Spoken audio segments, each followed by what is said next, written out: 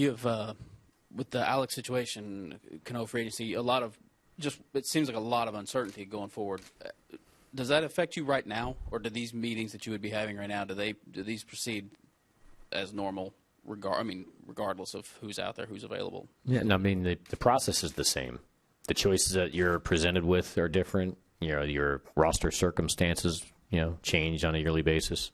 But now the process has been a sound one for a while, and regardless of what happened this year. But I think we have tremendous pro scouts, and they get after it. And these meetings are really productive, and it helps line up our wish list.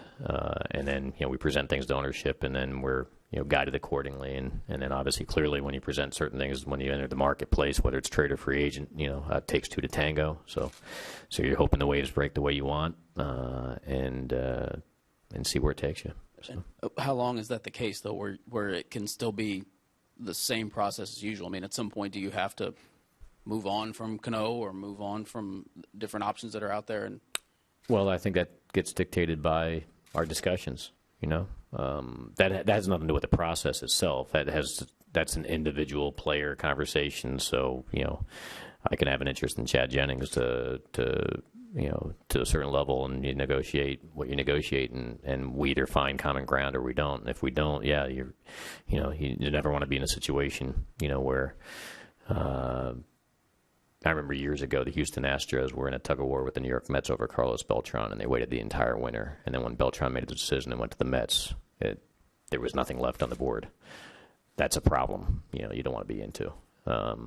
So I think he didn't make his decision off the top of my head until January, and they put all eggs in the middle of the basket, and then there was, it wasn't there for him in the end, and it affected their winter, their catch-up after that and stuff. So those things are things you got to deal with, and you got to, those are the pressure points that you work through, and and you rely on the experience. I think being in this chair for as long as I have, I've got a lot of those type of experiences to rely on as I make my recommendations and what we should or shouldn't be doing, and share those accounts, and we've been there, done that, and and we're not afraid of it. But at the same time, it's our job to look at retaining Robinson Cano, which I guess has your specific question, but obviously look at whatever the alternatives have to be in the event that's not possible. But our hope is to retain him. Wally, second row right. Cash, obviously injuries played a huge part in the team not being good enough this year. But even before you had the rash of injuries, there were some free agents that got away from you last winter.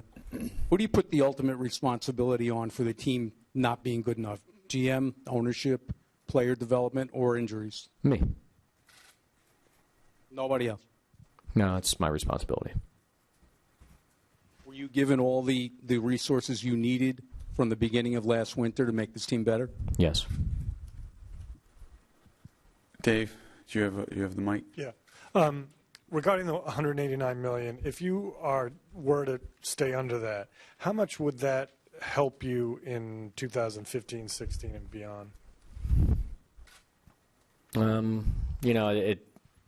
I don't focus on that aspect of the business, so I'm not necessarily the best person to answer on that. I just, But presumably it would give you more flexibility. Sure. Flexibility in the future after. Yeah, but I knew there's significant benefits, but I'm not really focused on what they are, and I know that they're there, and I know that's why that it's certainly an important goal if we can hit it, and it certainly. Would provide a lot more flexibility, or the ability to utilize that money and focus it instead of in other people's pockets, towards player acquisitions more, rather than having to pay taxes or revenue sharing or whatever else like that. So, but it's not my area of expertise.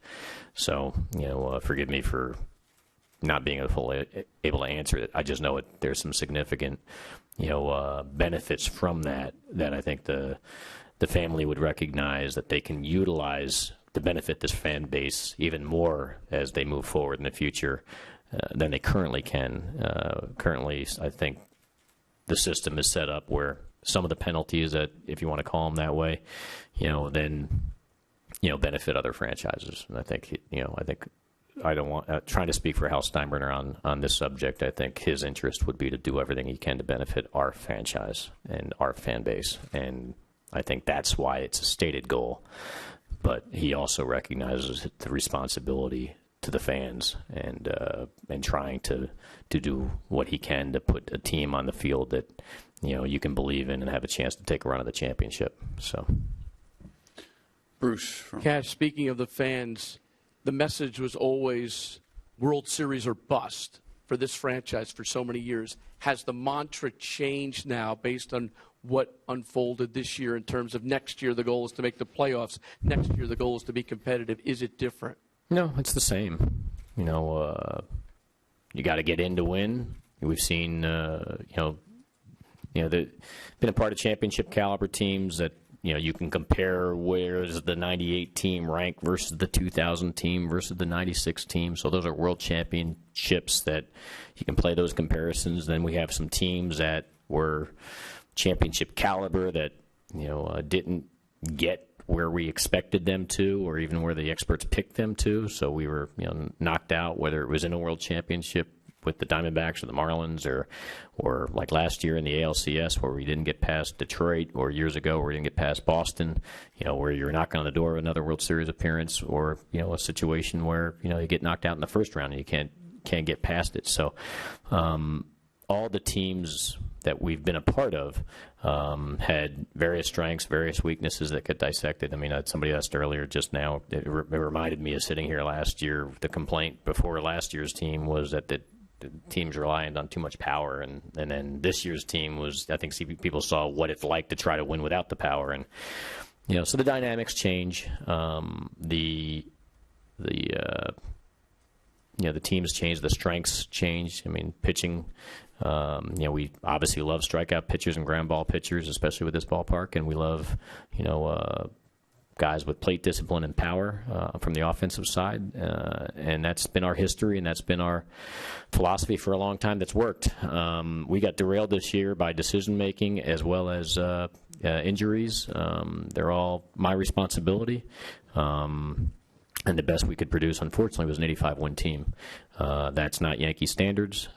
That's something that we will do everything within our power to rectify and put forth something that people can have high expectations for going into next year. It's going to be certainly a process, a long process. It starts with hiring a manager and a coaching staff, whether it's retaining the current one and the current staff, or having to go look for new ones, as well as player acquisition, which is the biggest and the most important. It's who's manning those positions, who's running out at first, second, short, third, the outfield, catcher, and what you're putting on that mound on a daily basis, and try to give your manager, whomever that might be, the best assets possible to compete on a daily basis. And certainly we have our challenges in front of us, but we're not afraid of them. But recognize the reality that there is some issues that definitely have to be addressed and fixed, and we're just going to do the best we possibly can, as we always do. Mark, front row. 2 questions. Right now, you've got 4 outfielders signed for next year: in Ichiro, Gardner, Soriano, Wells. Do you anticipate that will be your starting outfield in some combination, or do you look for other outfield help as well this winter?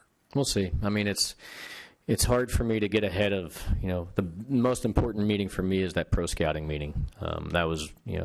That's something we've had a great deal of success with over the years, is that meeting, setting up the chessboard for ourselves. And a lot of things can run interference about how we are able to execute that, whether it's, negotiating, being able to secure the trade.